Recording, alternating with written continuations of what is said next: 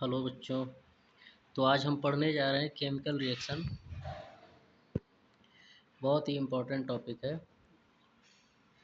और अच्छे से समझिएगा, ध्यान दीजिएगा। तो इसमें हम क्या क्या पढ़ने वाले हैं, पहले इसके बारे में डिस्कस कर लेते हैं।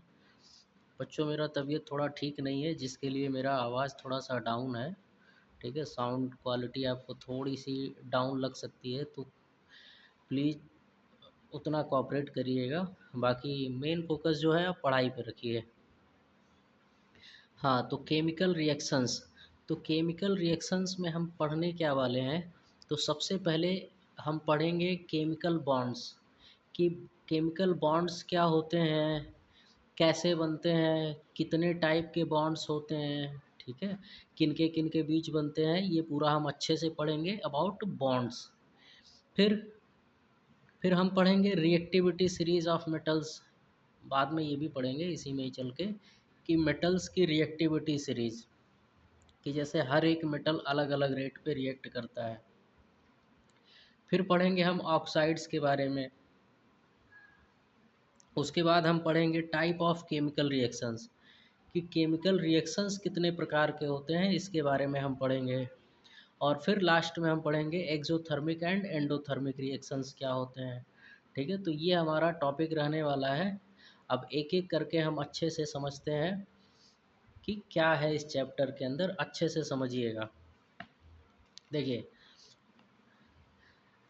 क्या लिखा है कि chemical reactions are happening all around us. हमारे आसपास में केमिकल रिएक्शंस होते रहते हैं। ठीक है, most of the process that we come across throughout the day are the results of chemical reactions.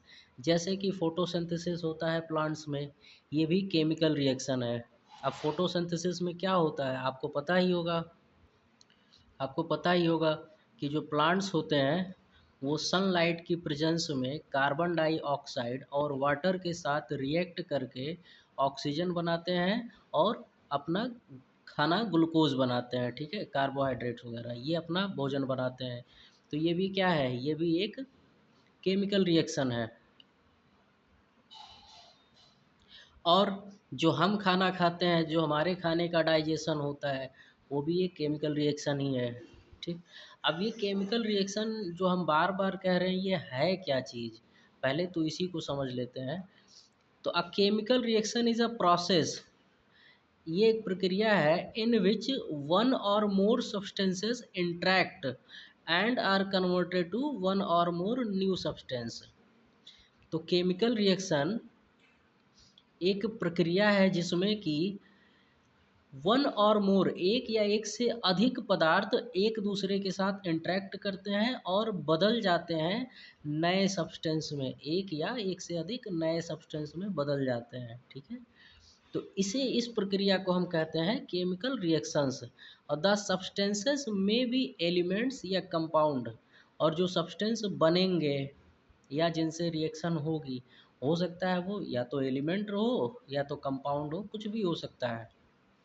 अच्छा, अब ये आप पिछले क्लास में ऑलरेडी जानते हो कि जो पदार्थ केमिकल रिएक्शंस में पार्ट लेता है उसे हम रिएक्टेंट्स कहते हैं, और जो पदार्थ बनता है, जो प्रोडक्ट प्रोड्यूस होता है, उसे हम प्रोडक्ट कहते हैं। यानी जो बनता है केमिकल रिएक्शन के फलस्वरूप उसे हम प्रोडक्ट कहते हैं। तो ये आपको पता है कि रिएक्टेंट्स क्या होते हैं, जिनसे रिएक्शन होने वाली है, और प्रोडक्ट क्या होते हैं, जो कि बनने वाला है। अच्छा, तो during the process of chemical reactions, atoms in the molecules of the reactants are neither created nor destroyed, they rearrange among themselves। मतलब तो हमने जो पढ़ा था कि लॉ ऑफ मास कंजर्वेशन वही है, कि मास कंजर्वेशन क्या कहता है कि किसी केमिकल रिएक्शन में, तो हमने पढ़ा कि लॉ ऑफ मास कंजर्वेशन क्या कहता है। लॉ ऑफ मास कंजर्वेशन ये कहता है, इसको हम हिंदी में द्रव्यमान संरक्षण का नियम कहते हैं। ये कहता है कि भैया जितने एटम्स रिएक्टेंट्स में रहे होंगे उतने ही एटम्स प्रोडक्ट में भी होंगे, ना कम ना ज़्यादा। तो होता क्या है कि एटम्स रीअरेंज हो जाते हैं, आपस में रीअरेंज हो जाते हैं to form one or more product, ठीक है, एक या एक से अधिक प्रोडक्ट बनाने के लिए रीअरेंज हो जाते हैं।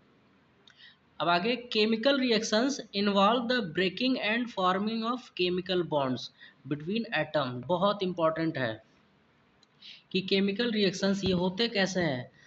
तो यहाँ पर पुराने बॉन्ड टूटते हैं और नए बॉन्ड बनते हैं। Breaking of bonds requires an input of energy while forming of bonds releases energy. ठीक, अब नए पुराने पुराने बॉन्ड को तोड़ने के लिए हमें एनर्जी खर्च करनी पड़ती है। ठीक है, पुराने बॉन्ड ब्रेक करने हो तो एनर्जी खर्च होगी,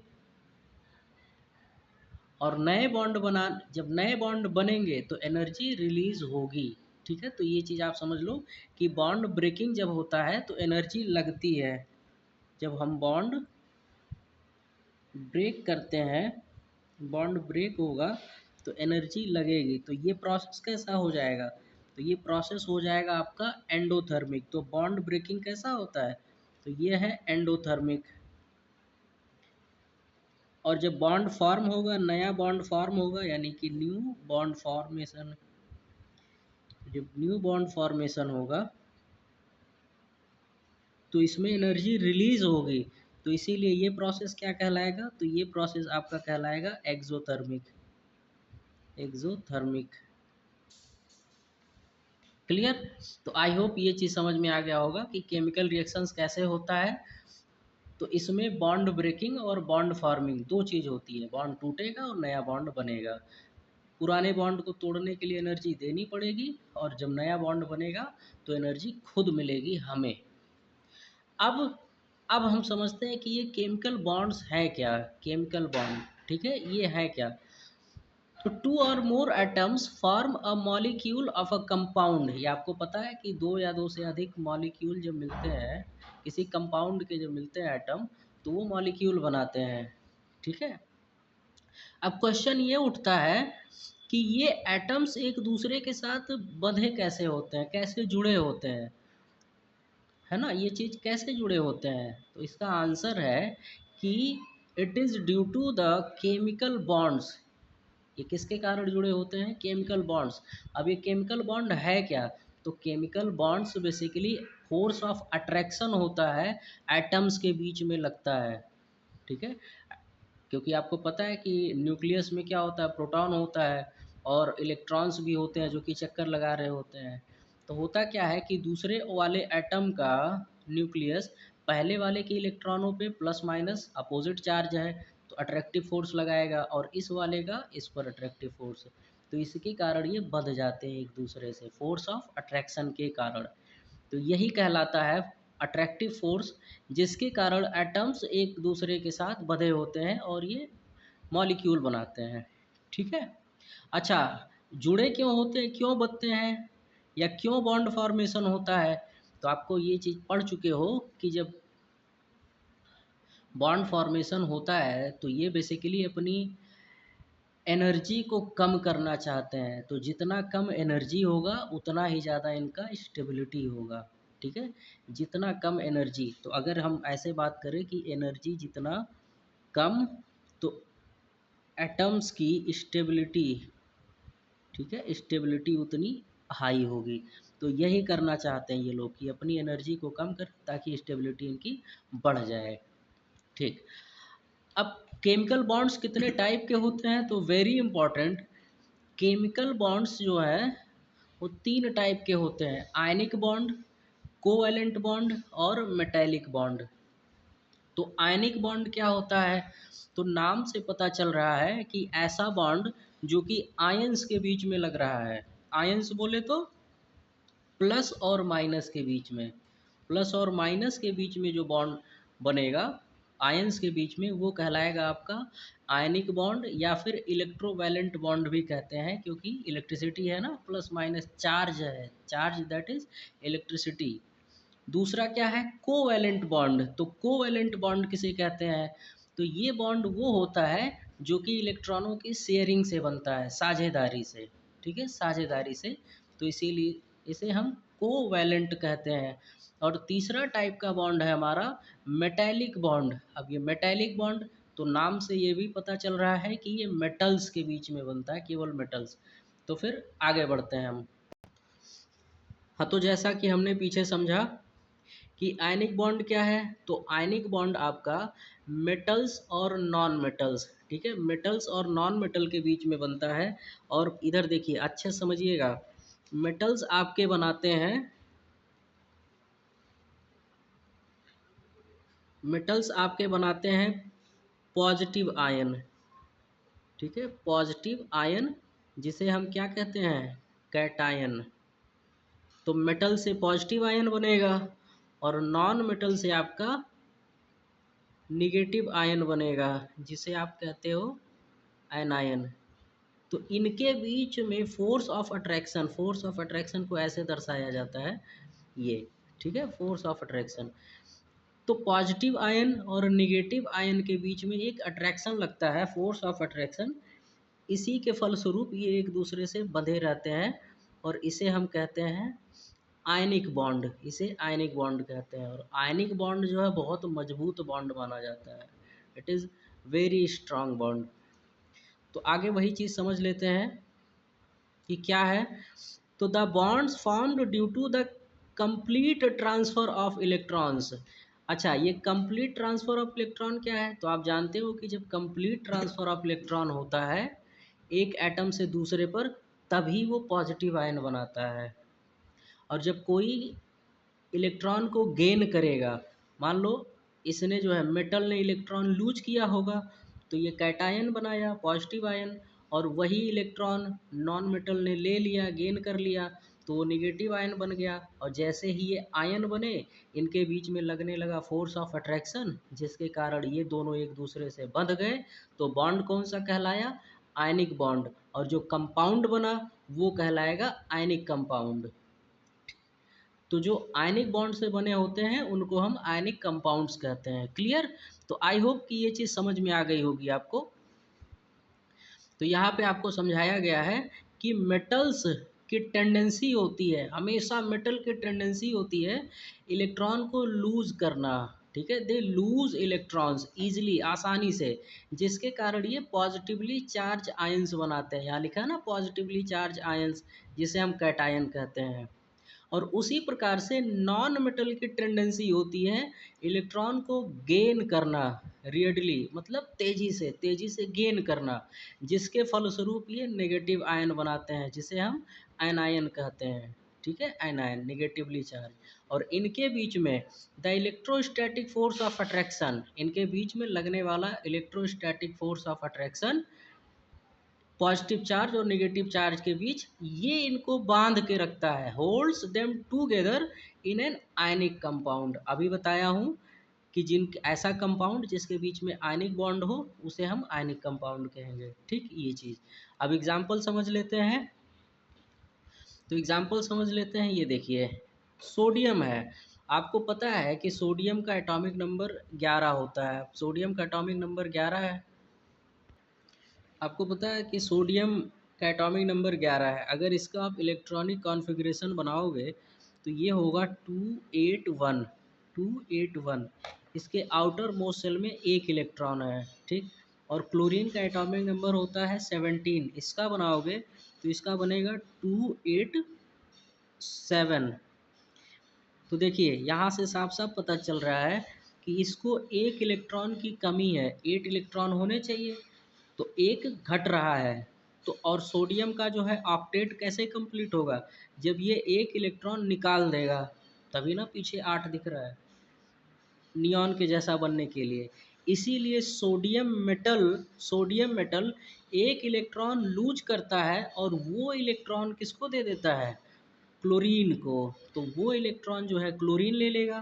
तो जब क्लोरीन ले लेगा तो क्लोरीन बन जाएगा Cl माइनस, इलेक्ट्रॉन गेन करने से माइनस चार्ज आता है, तो ये बन गया Cl minus, that is chloride ion. और सोडियम ने इलेक्ट्रॉन लूज किया था, तो इसीलिए इस पर एक पॉजिटिव चार्ज आ जाएगा, तो ये बन जाएगा Na plus, sodium ion, sodium ion. और जैसे ही ये आयंस बने, तुरंत ही सडनली तुरंत ही इनके बीच में फोर्स ऑफ अट्रैक्शन लगना शुरू हो जाएगा, जिसके कारण ये बन जाएगा NaCl, NaCl।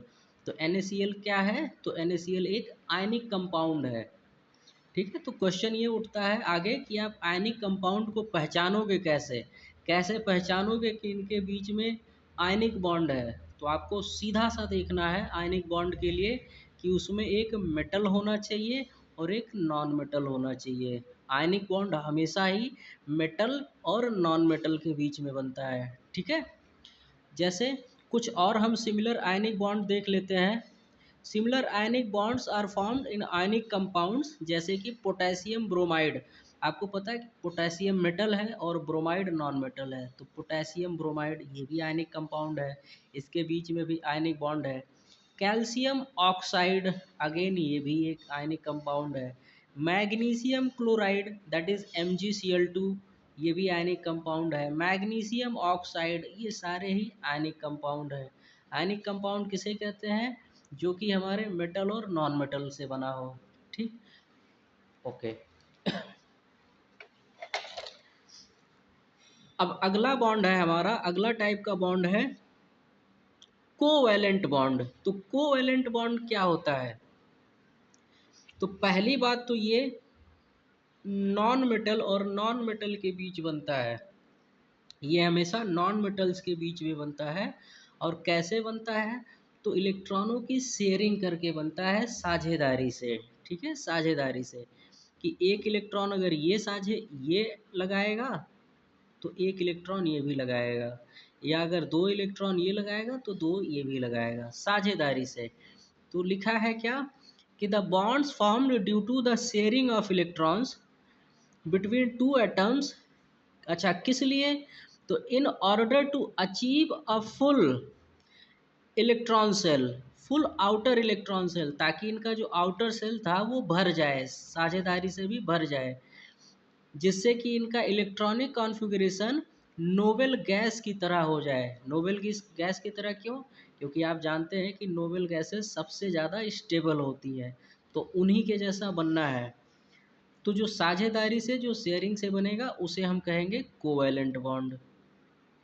This type of bond typically forms between non metal atoms. तो वही जो ऊपर हमने समझाया कि इस टाइप का जो कोवैलेंट बॉन्ड है ये हमेशा ही टिपिकली या जनरली बोल दूँ, ये हमेशा नॉन मेटल्स के बीच में बनता है। ठीक है, एग्जाम्पल के लिए जैसे हाइड्रोजन H2, आपको पता है कि हाइड्रोजन गैस H2 के रूप में रहता है। ऐसा क्यों, क्योंकि हाइड्रोजन एटम, एक हाइड्रोजन एटम वो रह ही नहीं पाएगा, तो वो अपने ही जैसे, यहाँ देखिए, एक हाइड्रोजन एटम वो रह ही नहीं पाएगा, बहुत हाईली अनस्टेबल होता है, तो वो अपने ही जैसे दूसरे हाइड्रोजन एटम के साथ में शेयरिंग करता है। कैसे, ये कहेगा कि मैं इलेक्ट्रॉन अपना यहाँ रख रहा हूँ और तुम भी अपना यहाँ रखो, तो ये बीच में हो गया।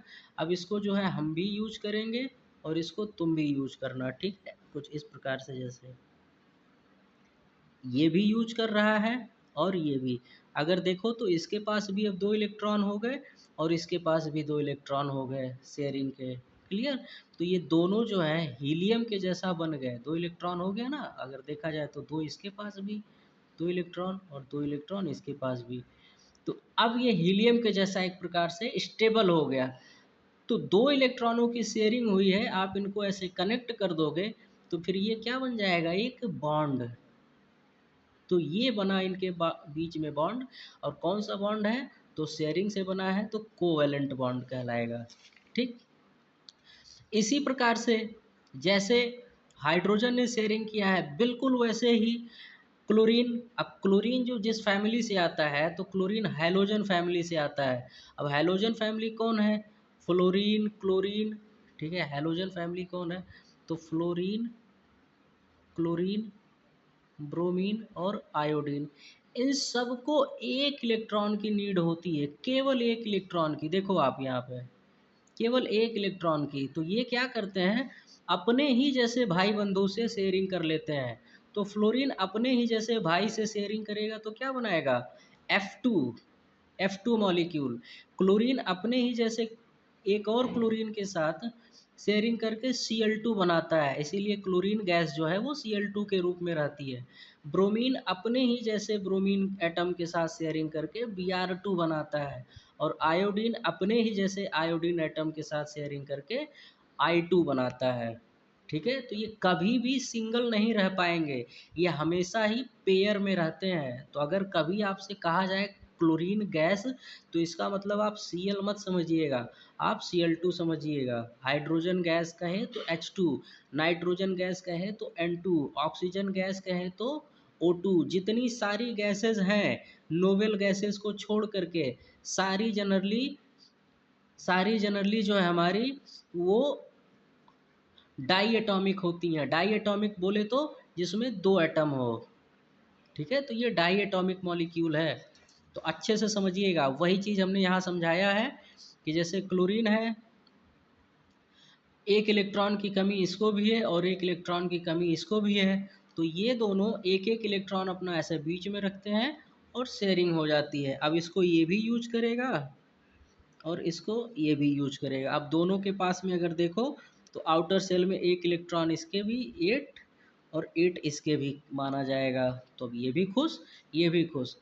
तो एक एक इलेक्ट्रॉन की शेयरिंग हुई है यहाँ पे, तो इसीलिए इनके बीच में एक बॉन्ड बन जाता है कुछ इस टाइप से, Cl bond Cl, Cl bond Cl। और इसी को अपन क्या कहते हैं, इसी को हम कहते हैं Cl2, Cl2। तो ये है क्लोरीन का एक मॉलिक्यूल, ये क्लोरीन का एक मॉलिक्यूल कहलाएगा। क्लियर। तो आई होप कि आपको कोवेलेंट बॉन्ड भी अच्छे से समझ में आ गया होगा। मैंने सारे एग्जाम्पल दे दिए हैं इस टाइप के। अगला हमारा बॉन्ड है मेटेलिक बॉन्ड। तो जैसा कि नाम से पता चल रहा है कि मेटेलिक बॉन्ड वो बॉन्ड होता है जो कि मेटल्स के बीच में बनता है, ठीक है, मेटल्स। अब in a metallic bond electrons are neither shared nor transfer between individual atoms। अब आपके दिमाग में ये ना आए कि इसमें भी इलेक्ट्रॉनों की शेयरिंग होती है या इसमें भी इलेक्ट्रॉनों का ट्रांसफ़र होता है, ऐसा कुछ नहीं होता, ठीक है। मेटालिक बॉन्ड बनने का तरीका बिल्कुल ही अलग होता है। अब क्या होता है, तो इसमें इलेक्ट्रॉनों का डीलोकलाइजेशन होता है। डीलोकलाइजेशन का मतलब क्या है, मतलब ये कि मेटल्स में जो इलेक्ट्रॉन होते हैं वो एक इलेक्ट्रॉन सी की तरह रहते हैं। जैसे समुद्र होता है ना, तो समुद्र में पानी लहर के रूप में बहता रहता है, वैसे मेटल्स में इलेक्ट्रॉन जो है वो बहते रहते हैं ऐसे, जिसको हम इलेक्ट्रॉन सी कहते हैं, ठीक। तो उस इलेक्ट्रॉन सी और जो न्यूक्लियस होता है एटम का, उनके बीच में लगने वाला अट्रैक्शन फोर्स, उसके कारण मेटालिक बॉन्ड बनता है। तो वही चीज़ लिखा है कि इंस्टेड इलेक्ट्रॉन डीलोकलाइज का मतलब यही है कि वो अपना लोकेशन चेंज करते रहते हैं, जब बहेंगे तो चेंज होगा ना ऐसे। तो वही चीज़, and free to move throughout entire metal surface, पूरे मेटल सरफेस में से बहने के लिए, मूव करने के लिए फ्री होते हैं।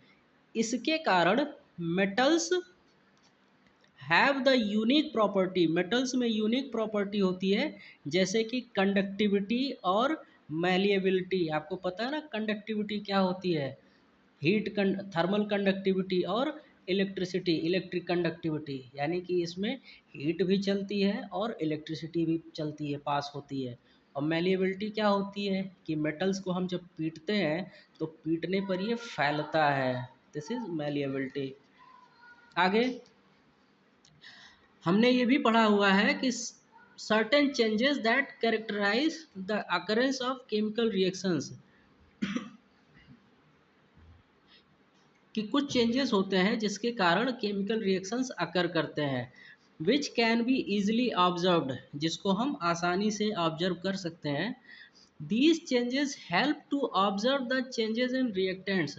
अब ये जो ऑब्जर्वेशन है, ये जो बदलाव है, इसको अगर हम ऑब्जर्व करेंगे तो हमको पता चल जाएगा कि रिएक्टेंट्स में क्या बदलाव हो रहा है और क्या प्रोडक्ट बनने वाला है।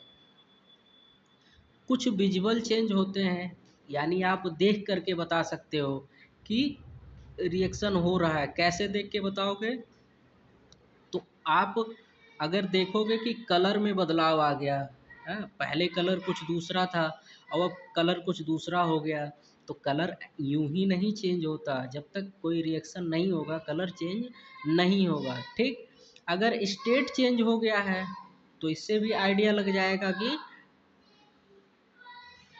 रिएक्शन हो रहा है। अगर स्मेल चेंज हो जाती है, ऑर्डर, ऑर्डर का मतलब होता है गंध, ठीक है, गंध। अब गंध दो दो टाइप का होता है, आपको पता है। अगर अच्छा गंध होगा तो सुगंध बोलेंगे, और अगर बुरा गंध होगा यानी बदबू तो उसे दुर्गंध बोलेंगे। तो यानी गंध भी चेंज हो जाती है। और एक चीज़ है जिससे हमें पता चलता है, वो है इवोल्यूशन ऑफ गैस, यानी गैस निकलेगी, ठीक है, गैस बनेगा। अगर रिएक्शन में गैस निकल रहा है तो भी हम पता कर लेंगे कि हाँ रिएक्शन हो रहा है। और लास्ट क्या है, फॉर्मेशन ऑफ प्रेसिपिटेट। प्रेसिपिटेट क्या कि तली में जा कर के, अगर कोई सॉलिड फॉर्म में बन रहा है तो वो बर्तन की तली में जा कर के, बर्तन की तली में यहाँ बैठ जाएगा, जम जाएगा, जिसको अपन क्या कहते हैं, प्रेसिपिटेट, ठीक है, प्रेसिपिटेट। और evolution of heat and light. तो अगर रिएक्शन के दौरान हीट और लाइट भी निकल रही है तो भी हम कहेंगे कि केमिकल रिएक्शन हो रहा है, ठीक है, यानी प्रोडक्ट बन रहा है। तो आई होप ये चीज़ समझ में आ गया। अच्छा, कितने टाइप के केमिकल रिएक्शंस होते हैं, तो इसको जो है हम अभी के लिए समझ लेते हैं, अच्छे से ऐसे समझा देता हूँ, बाकी डिटेल में जो हम अगले पार्ट में इसको कवर करेंगे। तो टाइप ऑफ केमिकल रिएक्शंस, ठीक है। तो केमिकल रिएक्शन जनरली आपके चार टाइप के होते हैं। कौन कौन? पहला है कॉम्बिनेशन रिएक्शन, नाम से पता चल रहा है, कॉम्बिनेशन रिएक्शन, जिसमें कि रिएक्टेंट्स आपस में कंबाइंड होंगे और एक प्रोडक्ट बनेगा, ठीक है, एक प्रोडक्ट बनेगा, दैट इज कॉम्बिनेशन रिएक्शन। जैसे मान लीजिए रिएक्टेंट है ए प्लस बी, और जिससे हमारा प्रोडक्ट बना सी, तो ये क्या कहलाएगा, this is a combination reaction, combination of A and B gives product C. Clear? दूसरा है डीकम्पोजिशन रिएक्शन। डीकम्पोजिशन का मतलब होता है टूटना, टूटना।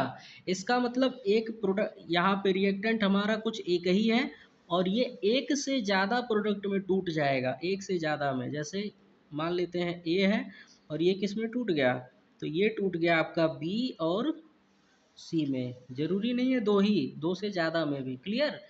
तो ए डिकम्पोज हुआ है बी और सी में, this is known as decomposition reaction. Clear? Third है डिस्प्लेसमेंट रिएक्शन। डिस्प्लेसमेंट रिएक्शन का मतलब क्या है कि जैसे मान लीजिए ए है और ये एक कंपाउंड है बी सी, तो ए ने बी को हटा दिया, आया पीछे से लात मारा, इसको हटा दिया और सी के साथ खुद लग गया, तो क्या बन गया, ए सी, और बी भाई साहब हो गए अलग।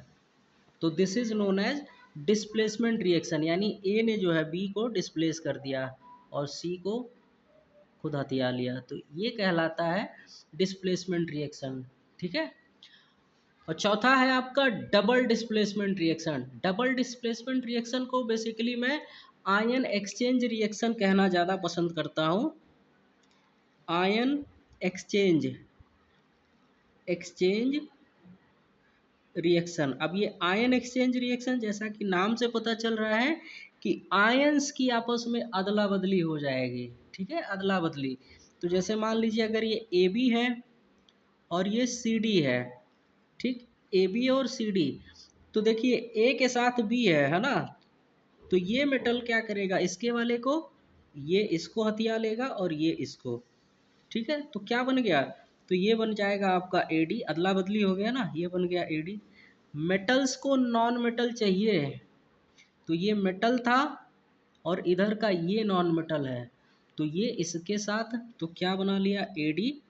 और क्या बनेगा, ये नॉन मेटल इस वाले मेटल के साथ, तो क्या बन जाएगा, सी बी, ठीक है, बी सी नहीं सी बी, क्योंकि मेटल पहले लिखते हैं। तो ये हो गया। तो बेसिकली हुआ क्या है, तो यहाँ पर आयनों की अदला बदली हुई है, इसीलिए इसे हम आयन एक्सचेंज रिएक्शन भी कह सकते हैं। और वैसे दो बार डिस्प्लेसमेंट हुआ है, इसीलिए इसे हम डबल डिस्प्लेसमेंट रिएक्शन कहते हैं। और डबल डिस्प्लेसमेंट रिएक्शन का दो एग्जाम्पल हमें देखने को मिलता है। एक तो है प्रेसिपिटेशन रिएक्शन, जिसमें कि प्रेसिपिटेट बनता है, और दूसरा है न्यूट्रलाइजेशन रिएक्शन। दूसरा न्यूट्रलाइजेशन रिएक्शन। अब ये न्यूट्रलाइजेशन रिएक्शन क्या है, बहुत बहुत बहुत इम्पॉर्टेंट रिएक्शन होता है, जिसमें कि मैं अभी बता देता हूँ, इसको थोड़ा हिंट दे देता हूँ। न्यूट्रलाइजेशन रिएक्शन उसे कहते हैं जिसमें कोई एसिड, किसी बेस के साथ, एसिड और बेस आपस में रिएक्शन करके सॉल्ट और वाटर बनाते हैं। ठीक है, सॉल्ट और वाटर। तो ये एसिड क्या करता है कि बेस की प्रॉपर्टी को, बेस को ख़त्म कर देता है और बेस एसिड को। तो ये दोनों एक दूसरे को ही ख़त्म कर देते हैं, न्यूट्रलाइज कर देते हैं, शांत कर देते हैं। तो सॉल्ट और वाटर बन जाता है। इसीलिए इस रिएक्शन को हम कहते हैं न्यूट्रलाइजेशन रिएक्शन। तो न्यूट्रलाइजेशन रिएक्शन क्या होगा, जिसमें कि एसिड और बेस आपस में रिएक्ट करके सॉल्ट बनाएंगे और वाटर बनाएंगे। ठीक है, तो बच्चों आज के लिए इतना ही। बाकी इन केमिकल रिएक्शंस को हम अगले क्लास में, अगले पार्ट में जो है अच्छे से और डिटेल में कवर करेंगे। तो अभी के लिए गुड बाय।